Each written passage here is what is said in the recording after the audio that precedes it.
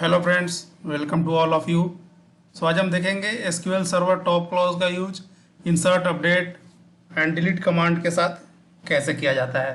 इसका यूज क्या होता है टॉप क्लॉज का इंसर्ट, अपडेट एंड डिलीट के साथ, इसका सिंटैक्स क्या होता है वो हम देखेंगे। तो हम आगे बढ़ते हैं। इससे पहले अगर आपने चैनल को सब्सक्राइब नहीं किया है तो आप सब्सक्राइब कर लीजिए, बेल आइकन प्रेस कर लीजिए सो डैट मेरे नए वीडियो का अपडेट आपको तुरंत मिल जाए। ओके गाइस, तो हम देखते हैं how to use insert, update and delete command with top clause. Okay, so first of all देखते हैं when we use top clause with insert, update and delete statement then a specified row does not arrange in any order.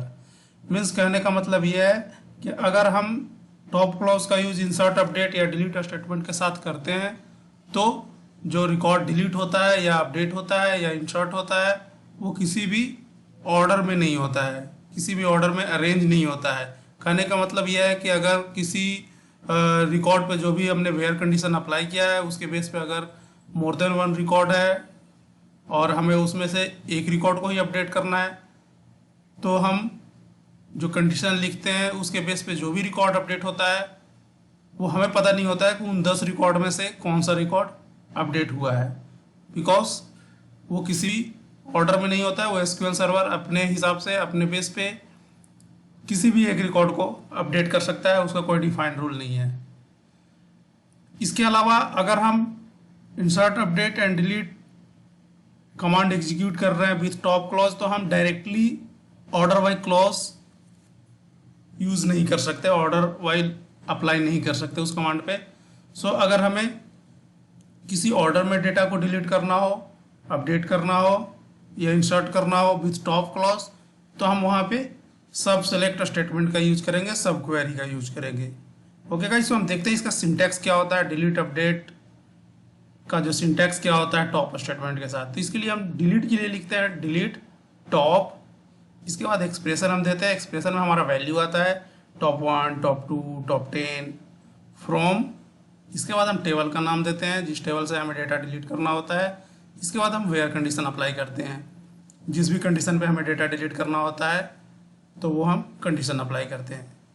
तो ये था delete का top clause के साथ delete का use कैसे करते हैं। ओके, और इसके नीचे आप देख सकते हैं ये सिंटैक्स है अपडेट का टॉप क्लॉज के साथ अपडेट कैसे यूज करते हैं। तो इसके लिए होता है update top expression table name, इसके बाद होते हैं set column name equal to value. अगर एक से ज़्यादा कॉलम है जिसको आपको अपडेट करना है तो आप दे सकते हैं वैल्यू के बाद कॉमा, कॉलम नेम 2, दूसरे कॉलम का नाम इक्वल टू उसका वैल्यू एंड हम इसके बाद वेयर कंडीशन का यूज करते हैं। सो हम देखते हैं इसको प्रैक्टिकली ये वर्क कैसे करता है। सो मैं इसके लिए एसक्यूएल सर्वर सबसे पहले ओपन कर लेता हूँ और इसके बाद इसका यूज करके हम देखते हैं। ओके गाइस, सो सबसे पहले हम देखते हैं ये मैंने एम्प्लॉय टेबल सेलेक्ट कर लिया, इसके अंदर टोटल 14 रिकॉर्ड्स हैं जो आप देख सकते हैं ऑलरेडी हमें लिस्ट में दिख रहा है। ओके, तो सबसे पहले मैं अपडेट कमांड का यूज बताता हूँ टॉप क्लॉज के साथ कैसे किया जाता है। ओके, सो इसके लिए मैं सबसे पहले कमांड लिख लेता हूँ अपडेट टॉप, इसके बाद हम एक्सप्रेशन देंगे टॉप 1, टॉप 2, टॉप 5, जितना भी रोज आपको अपडेट करने हैं वो आप वैल्यू यहाँ पे पुट करेंगे। सो लेट्स से मैंने पुट कर दिया 1, सेलेक्ट टॉप 1, अपडेट टॉप 1।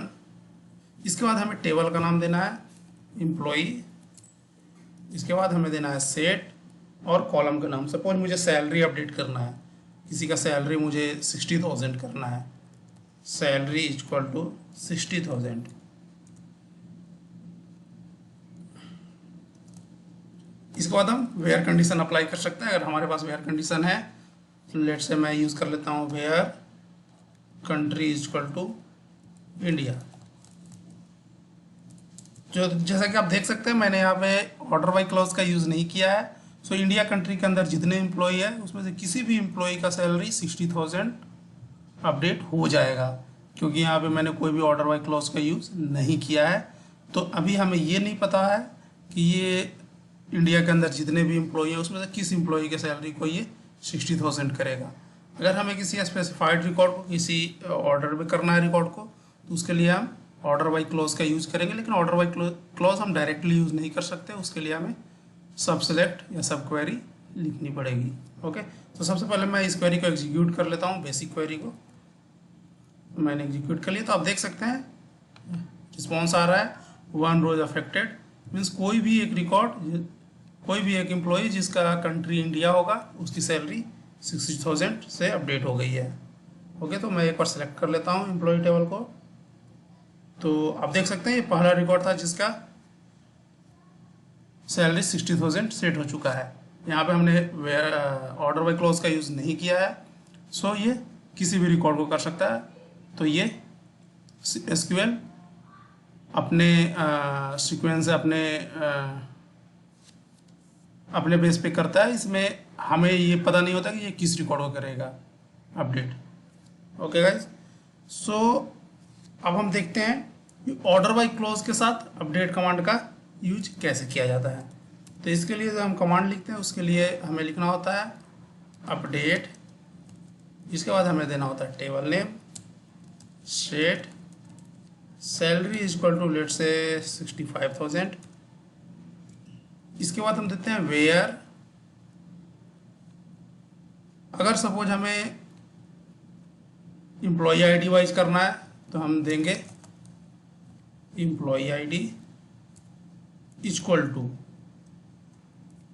या हम इनका भी यूज कर सकते हैं select employee ID from table name employee order by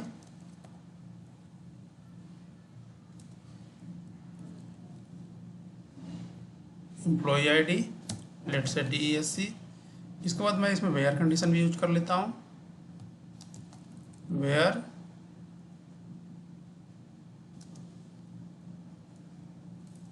country is equal to India. So guys, ये क्वेरी जिस भी एम्प्लॉय का कंट्री कोड इंडिया है उसका सैलरी 65,000 कर देगा, लेकिन हमें किसी एक रिकॉर्ड को करना है तो इसके लिए हम यूज करेंगे सिलेक्ट टॉप 1। तो अब इस बेस पे, इस सब क्वेरी के बेस पे जो भी एम्प्लॉय आईडी रिटर्न होगा उस एम्प्लॉय आईडी का सैलरी 65,000 से अपडेट हो जाएगा। तो इस क्वेरी के अंदर मैंने लिखा है country equal to India and employee order by employee ID DESC, यानी कि डिसेंडिंग ऑर्डर में। सो एम्प्लॉय जिनका कंट्री इंडिया हो और ऑर्डर वाइज जब हम उसे डिसेंडिंग करेंगे तो जो टॉप 1 रिकॉर्ड होगा उसका सैलरी 65,000 से सेट हो जाएगा। ओके, सो मैं एग्जीक्यूट कर लेता हूँ इस क्वेरी को। तो आप देख सकते हैं रिस्पॉन्स आ चुका है 1 रोज अफेक्टेड। ओके, मैं एक बार सिलेक्ट कर लेता हूँ।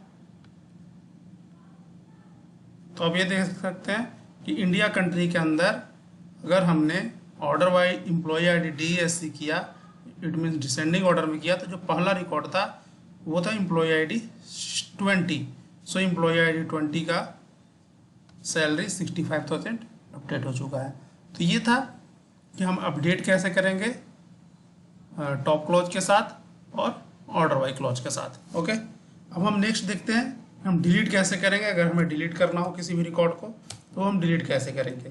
तो डिलीट के लिए जो हम क्वेरी लिखते हैं वो होता है डिलीट टॉप 1 फ्रॉम एम्प्लॉय। अगर हम वेयर क्लॉज का यूज नहीं करेंगे तो इस टेबल से कोई भी एक रिकॉर्ड डिलीट हो सकता है। सो मैं एग्जीक्यूट कर लेता हूँ एक बार। तो आप देख सकते हैं 1 रोज अफेक्टेड, तो ये एक रिकॉर्ड को ये डिलीट कर दिया हो, तो ये पहले रिकॉर्ड को इसने डिलीट कर दिया है।